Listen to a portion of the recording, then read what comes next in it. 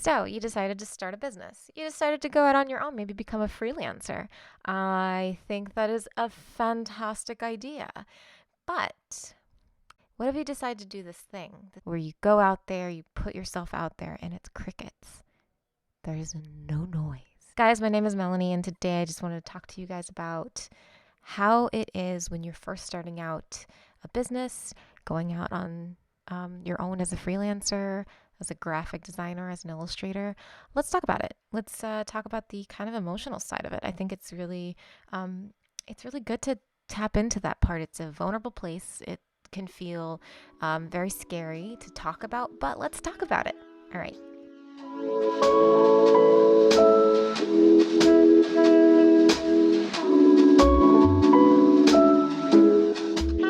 Hello everybody, this is Melanie of Meldoodle Studio. I'm the creator of Meldoodle Studio, and today we're going to be just talking about my little journey so far and what it's been looking like. And I want to get into some emotional stuff with you guys because this is the emotional part of the journey, I guess, like the internal struggle, could be the biggest challenge, I think, for a lot of people who are starting out. Not everyone, but I think there are plenty of people who probably feel the way that I feel, trying to create something out of nothing, and maybe some of their, just like myself, internal struggles with self-doubt or questioning your own ability comes up because you are putting yourself out there and saying, here's what I created. I did this, and it's a new idea. And that could feel very vulnerable. And then we question if we're doing the right thing. So if you like videos like this, please give this video a thumbs up. If you like my channel, subscribe. I know, I feel like I have to do that spiel or else what the heck. So let's get into it. So I started Meldoodle Studio in 2021 officially. So I've had Meldoodles as a brand since 2014. I've used the name under conventions. I've done commissions under that name, but really taking it seriously and taking myself seriously wasn't until 2021. And I think it just hit me that I wanted to start. Just start, gosh darn it. Like, what are you waiting for? Who are you waiting for? Like, time is going by and this is something you want. So I just did it. I used Etsy as my platform. I tried to figure out the thing that I wanted to first sell, and I chose stationery items, so specifically greeting cards, stickers, because I can control the amount that I created, that I produced.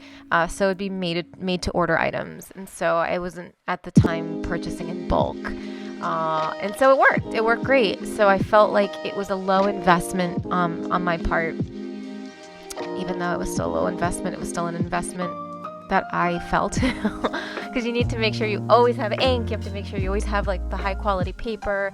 You still have to invest in like envelopes and the perfect vinyl sticker sheet paper, and you just have to do that research. So it's going to cost you money, but comparatively to a lot of other things that I could be selling, it was a lower investment.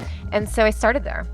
And I started at the end of January 2021, and I realized because we were heading into Valentine's that was like a great introduction, and I got some slow sales, and it gave me such a boost in like my confidence, because I was like, as soon as I opened my shop, I had a few sales here and there, and so it felt like, oh, like I'm doing something great, I'm doing something right.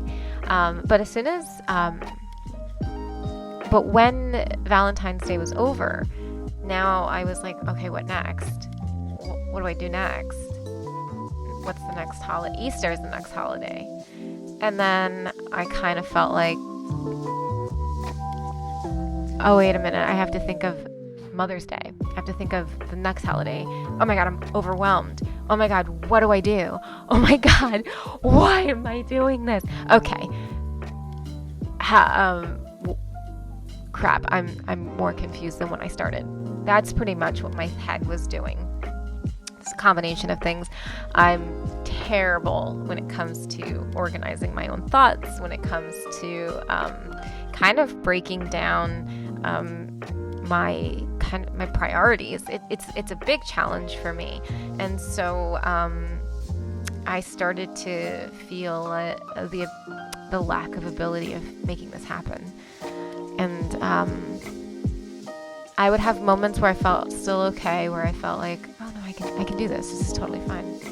But then there would be a lot of moments where I just felt very, very unsure of the decisions I was making. But I still felt committed to it. I still felt like, you committed to this. This is your baby. This is what you want to do. So I wasn't going to put it down. I was just going to walk through it, though, feeling very nervous and very scared. And by the middle of the year, I was talking on Clubhouse, which, if you guys don't know, it's a social platform where people can converse in rooms and talk to like-minded individuals, or even people who maybe are in the same doing this very similar things, but maybe have a different perspective. And it was really interesting to kind of build our community, and that helped a little bit. And I got a little bit more momentum, and I started to understand Etsy a little bit more and how to navigate it. But the highs and lows kept coming. The highs and lows kept showing themselves. And I think the further that I got into my Etsy shop, and my Etsy shop was still making sales, they just weren't making fast sales. They were making a lot. As I went further down that road, I think one of the things that I realized was I was experiencing loneliness, and how the venture of having this business was a very lonely experience for me, and started asking the question of why it was such a lonely experience, and why it was such a challenge just sit in this place all by myself.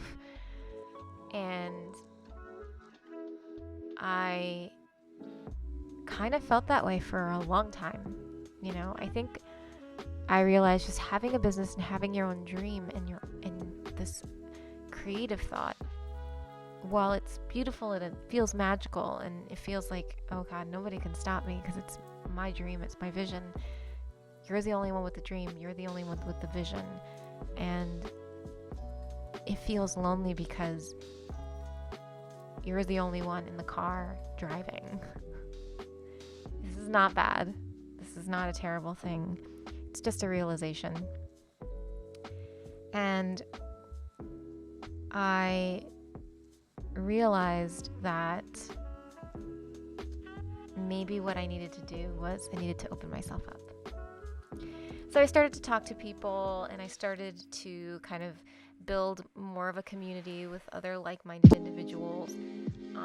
And it did help. It helped for a minute. It helped for a moment. And then I started to realize that conversing with other creatives, while it was good, I needed to balance that, because actually, and this is the part that I needed moments where I was on my own. So I loved communicating with people and I loved conversing with people, but I also needed that time away from people to sit with my own thoughts, to be creative, and to be independent of comparison, because I'm the kind of person who easily can compare myself to other people, which is something that I'm trying to work on. I don't want to compare myself to other people. I want to live in my own creative thoughts and be excited about the creative things that I do.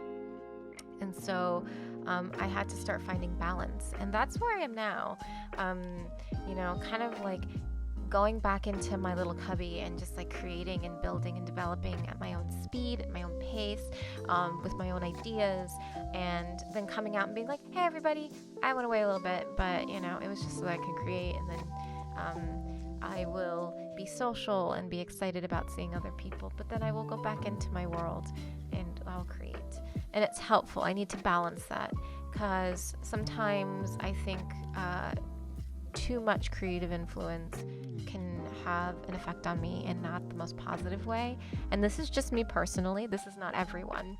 And then I need to walk away and be in my own space and be okay with being by myself. Like that's very much okay. And I actually these days have been enjoying my solitude and enjoying the moments where I'm just kind of building and creating on my own and kind of living in that world a little bit. And then I come out and then I socialize and then I go back in and I do work. Go back out, socialize, go back, so it's just like kind of like flow, and it manages and maintains instead of me going through these highs and lows. And there is obviously more to that, but I think that it's been a great way to manage my own emotions when it comes to my work and my business. So, I think if you are somebody who also experiences that you may be easily influenced or you compare yourself maybe on social media, maybe the balance is that you walk away from that a little bit. You reconnect with the things that excite you about your work. You reconnect with the things that excite you about life. So maybe you have other hobbies or something that really excite you. Like I used to love making friendship bracelets. Those used to be really, really fun for me. And I'm trying to get into macrame now because I think that's really fun. I like just to kind of do these crafty things that are just like simple ones. Just sit there and just work on it. And so, and then, come back out and socialize. Also, listen to your own intuition. I think I'm starting to be more insightful when it comes to my own intuitive thought and the things that feel right and the things that don't feel right. People's opinions or people's direction or what people say to me or people's comments, if what I want to take and what I want to leave, what's not healthy and what is beneficial to me. And be compassionate about it, but also just understand that everybody has their own take on things, So guys, this is the end of the video. I'm so glad that I got to talk to you guys. If this was something that didn't resonate with you, then we just might be different people. But if this is something that you feel or have felt, this is something that you've experienced going through the motions, then I completely empathize with you, and I hope that this helped. Leave a comment down below, leave a cup of coffee down below, and hopefully you got through this video. All right, peace out, guys.